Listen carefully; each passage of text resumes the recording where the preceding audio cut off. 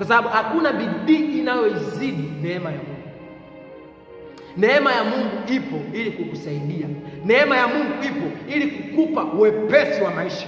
Kinachotokea kwa mtu ambaye ameamua kumwamini na kumfuata Mungu ni kufunuliwa kwa neema ya kumsaidia au kumwezesha kuwa na matokeo kwenye maisha yake, au kumpa wepesi wa maisha. Na kwa lugha nyingine naweza nikasema mtu yoyote ambaye ameamua kumfuata Kristo, ameamua kumwamini Yesu, ameamua kulisikiliza neno la Yesu, mtu yoyote ambaye ameamua kufanya hivyo, ameamua kuwa na kasi kuelekea kwenye kesho ya utukufu wake. Amua kumrudia Mungu.